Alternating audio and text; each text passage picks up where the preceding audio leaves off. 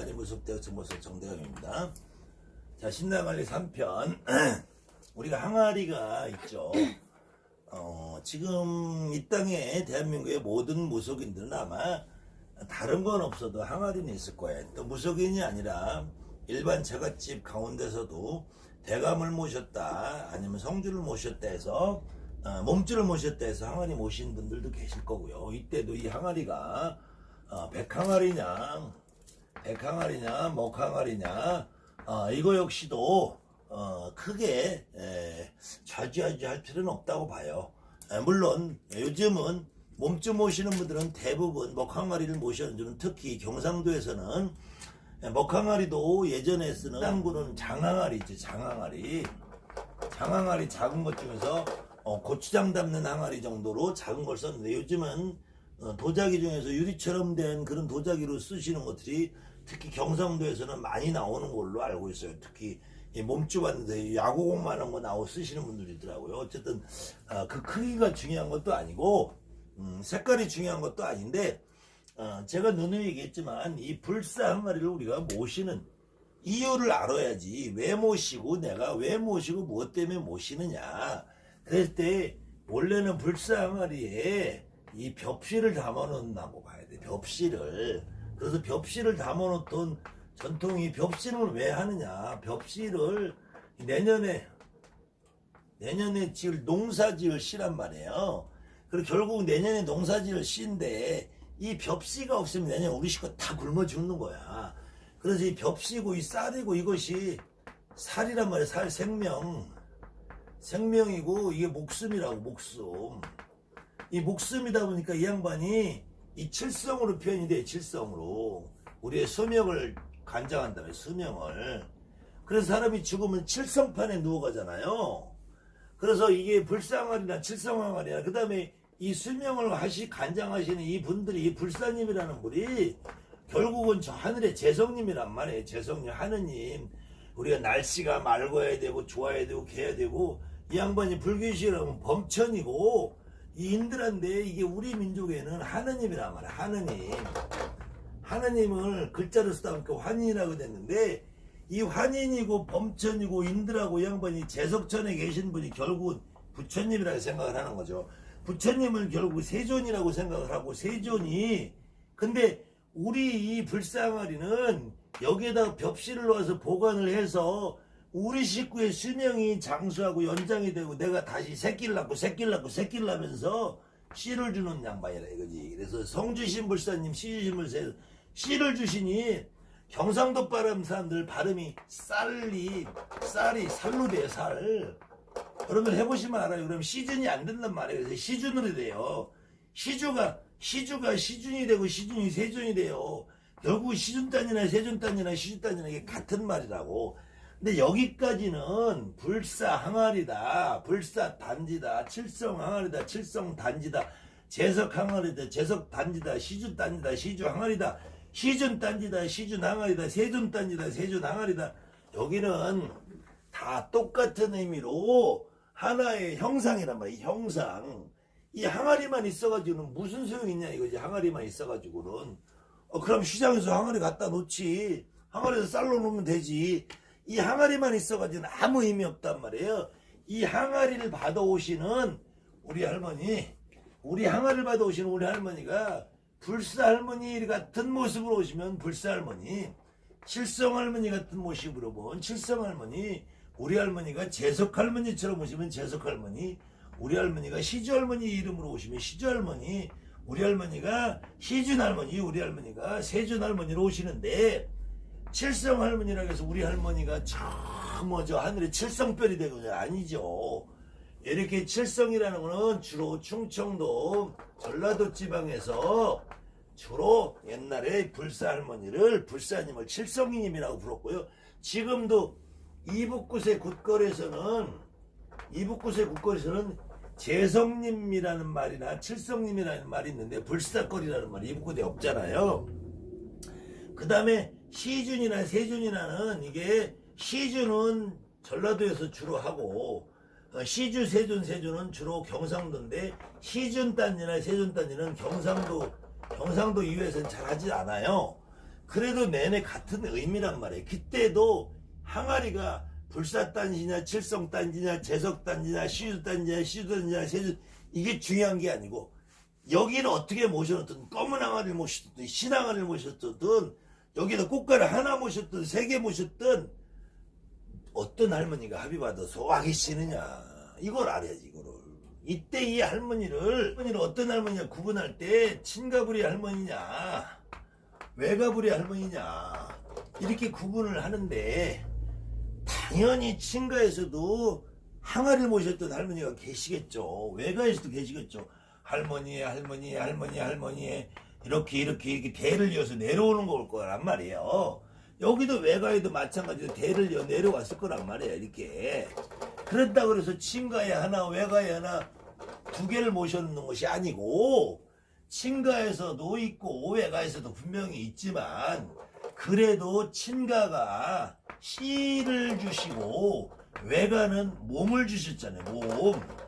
친가가 본을 주시고 여기는 뼈와 살을 주셨기 때문에 육신이라고 한다면 육당이라 한다면 여기는 소당이니까 이때 불사 할머니는 소당에 합의받아서 하나만 모신다. 그래서 친가에도 있고 외가에도 분명히 있지만 이름은 짓지만 모시는 건 하나만 모신다. 그렇다고 해서 양쪽에 2개를 모신다고 해서 잘못되진 않아요. 이것이 친가와 외가일 경우에는 나를 만든 것은 친가와 외가에서 만들었잖아요. 근데 여자분 보살님들은 여기다 시가를 모신다든지 남자 법사 박수가 여기다 처가를 모신다든지 하면은 이건 큰일 난단 말이에요. 여자 보살님들이 시가를 모시면은 90%는 이혼하더라고. 90%는 신랑이 놀고 먹으면서 마누라 줘 패더라고. 돈만 뜯어가고. 근데 남자는 처가를 모시고 싶어도 안 와. 안 와요. 근데 잘 안 모시지 남자는. 남자 박수들은 법사고 박수들은 처갓집 안 모셔요. 이런 말 자체가 없어. 잘 안 해. 근데 여자들은 결혼하면 시집귀신의 시가를 모시라는 말이 특히 경상도에서 아주 그냥 습관처럼 하는데 이거 큰일 나는 짓이에요. 정말로 이거 많은 분들이 경험했는데 시가부리를 모셔놓고 정말 쪽박 차는 사람들 많이 봤어요. 그거 2개냐 3개냐가 아니고 그 다음에는 여러분들이 내리굿 가리굿 과정에서 이 양반이 오신다면 모셔. 근데 안 온다니까.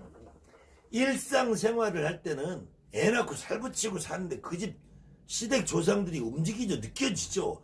그거하고 여러분들이 딱 판을 벌렸을 때 틀리다니까. 그걸 생각해 보시면 알 거예요. 그래도 이걸 양쪽에다 모시진 않는다.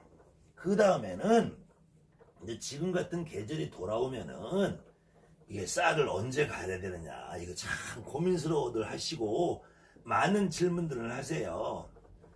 쌀을 언제 가야 되느냐. 처음부터 이제 제가 이 불사거리, 불사항아리, 시집단지, 시정항아리를 할 때 도대체 이 항아리를 왜 모셔놓고 있었겠느냐. 왜를 생각해보면 답이 정확하게 나오는 거예요. 이것이 지금은 여러분들이 쌀을 모시고 있지만 쌀 이전에 벽시를 모시고 있다니까. 벽시. 그 다음에 마당에는 콩을 모셨다니까. 콩을. 이 쌀과 콩과의 관계는 제가 강의에서 했으니까 여러분들 그 강의를 보시고 벽시를 모셔놓는 이유는 내년 농사에 농사고 농사가 씨앗이 생명이고 우리 가족의 목숨이란 말이에요. 근데 이것이 당연히 그렇기 때문에 가을에 햇곡이 나오면은 이 봄에 벽시를 뿌렸잖아요. 뿌려서 벼 있으니까 가을에 햇곡이 나면 이 햇곡을 다시 채워넣는 거야. 그래서 봄까지 가는데 지금은 우리가 농경문화 가지고 농사를 지낼 필요가 없고 실질적으로 이제 보관하는 것이 충분히 되면서 이거는 상징으로 한다면 상징으로 가니까 벽시를 놓던 것이 쌀로 바뀌고 그 다음에는 지금은 반드시 가을만 돼서 햇곡이 나오는 건 아니잖아요. 수시로 햇곡이 나오고 도정된 새살이 나오기 때문에 그건 여러분들이 습관을 어떻게 들이냐야. 사람에 따라서는 몇 가지 경우를 말씀드릴게요. 첫 번째로는 자신이 내리꽃 받은 날, 이날을 기억했다가 진적하시는 분이 있어요. 이런 분들은 요때 갈기도 해요. 두 번째는 항상 가을에 가시는 분들이 있어요. 세 번째로는 매월 가시는 분들이 있어요. 네 번째로는 계절별로 한 번씩 가는 분들이 있어요. 다섯 번째는 생각날 때마다 한 번씩 가는 경우도 있어요. 어떤 것이 더 맞다고 못해요. 자기 취향대로 하면 돼요. 자기 취향대로 하면 되는데 요즘은 보편적으로 우리가 지금 날씨도 그 점점 이산화탄소가 증가하면서 지구기온이 올라가면서 이 쌀이 벌레가 자주 나고 쉬나요. 그렇기 때문에 벌레가 나오면 한 번씩 갈아주는 것이 가장 편리해요. 그 다음에 항상 햅쌀처럼 도정된 새쌀이 나오기 때문에 그때마다 한 번씩 갈아주고, 그러면은 그 이후에 내린 쌀은 어떡하냐. 원래 옛날 법시 때는 그 내린 쌀을 방앗간이 지금부터 100년 전만 해도 동네마다 없었어요. 시골 같은 데는 방앗간이 없죠. 떡을 찌려면 내가 직접 가루를 내서 쪄야 되니까 그때는 그 내린 쌀을 이용해서 가루를 내서 떡을 쪄서 다시 신령님한테 올렸단 말이에요. 근데 지금은 그렇게 하면 번거로우니까 그냥 그대로 내려서 밥을 한 그릇이라도 지어서 올려드리고 나머지는 우리 식구들 먹는 밥에다 섞어서 잡수시면은 가장 안전하고 가장 보기 좋은 모양인데, 가는 것도 가을에만 1년 갈기 전에 자꾸 벌레 간단단 말이에요. 가을에 가려도 봄이면 벌레 나요. 그러니까 무슨 특이한 날짜에 한 번씩 갈아주는 것이 가장 좋다. 그래서 정월 초하루, 3월 삼진, 5월 단오, 7월 칠석, 9월 9일, 그 다음에 이렇게 10월 상달에 해곡 나왔을 때 이 정도만 갈아주더라도 충분히 될 것이다. 그거 역시도 여러분들 편리에 따라서 매달 갈아도 돼요. 초하루에 한 번씩 갈아도 돼요. 또 어떤 신분들은 굿이 들면 그 제갓집 쌀을 받아서 내 할머니 쌀을 갈기도 해요. 예전에는 굿이 들면 제갓집에다 조리 잡는다 했죠. 근데 지금은 내신당이 잡으니까 그 쌀로 한번 우리 할머니 쌀 갈아서 합의 받아주는 것도 좋은 방법인 것 같아요. 근데 그렇게 하려면 굿이 한 달에 10개 있고 20개 있는 사람들은 정말 귀찮아서 힘들고 못해요. 그렇기 때문에 여러분들 어떤 것이 가장 합리적이냐. 또 오늘 이번 달에는 내가 내리꽃도 1년에 한 번씩 했는데 다음 때 내년에는 가을에 또 후년에 이렇게 매달 만에 이렇게 한 번씩 돌아가면서 여러분들이 하는 걸 찾아봐도 어떤 것이 더 가장 합리적이고 안전한 방법이냐. 그 다음에는 특히 요즘 이제 그 처음에 시작하신 분들이 어려운 환경 금전적인 여유 때문에 반지하 같은 데 하시는 분들이 있어요. 그런데도 습기가 많으니까 이 쌀 항아리가 습기 차서 이 쌀이 좀 변질이 될 수 있어요. 그래도 실질적으로 제 경험해 봐서 나한테 크게 내가 무슨 어떤 큰 잘못을 저지르냐는 벌써 항아리 쌀은 변질이 잘 안 되더라고요. 뭐 습기 장마철에 저도 지하실에 있어 봤는데 지하실에 물이 잠길 정도로 습기가 찼는데 쌀은 뽀송뽀송한 대로 유지되더라고요. 그런 경우 내 스스로 무엇인 어떤 내가 뭐 지금 잘못한 거 신령님이 기대하는 게 있나 봐서 쌀에 벌레가 많이 난다든지 아니면은 쌀이 이렇게 딱딱하게 떡처럼 뭉쳐진다든지 이런 경우에는 이 쌀만 갈아가지고 해결이 안 된다는 거예요. 그런데 그 답답한 것이 신령님과 나와의 관계를 확인하고 어떤 분이 오셨는데 못 알아볼 경우에 이 우리가 불살문이라고 하는 분이 또 다른 할머니도 있다고 했잖아요. 할머니 또 이쪽 외가에도 할머니 이런 할머니들이 내가 잘 모르고 합의를 못 받았을 때 그런 현상이 나오기 때문에, 그래서 우리가 신당을 관리한다는 거는 이게 쌀을 언제 가느냐 안 가느냐, 초하루에 가느냐 한 달에 가느냐 두 달 이런 문제가 아니라 이 항아리에 자체 합의 받은 할머니가 어떤 할머니냐, 어느 경우에 할아버지가 합의 받을 수도 있기 때문에 누구라고 못 찍었는데 그런 경우 이것이 쌀에서 벌레가 많이 나온다든지 쌀이 떡처럼 뭉쳐진다든지 이런 어떤 현상으로 드러나니까 그럴 때 쌀만 간다고 얘기를 안 되기 때문에 반드시 여러분들이 항상 내조상님을 확인을 해서 깨우치고 알고 내 몸에 실려서 합의받지 않는 이상은 이것이 해결이 되지 않는다. 그래서 혹시 항아리 쌀을 언제 가느냐, 그거는 예전에는 원칙으로는 가을에 한번 갈았다. 가을에 한번 가는 것이 가장 보편적인 거였으나 본인들이 내림꽃 탄 날에 맞춰서 진적 겸 가리꽃 겸 하는 그날 가로도 문제가 없고요. 또 초하루에 한 번씩 가는 것도 뭐 나쁘지 않고요. 그 다음에는 절기별로 이렇게 양회수가 되는 1월 1일, 3월 3진, 5월 단오, 7월 7시, 9월 9일, 10월 상달 요런 때 가로도 무방하고요.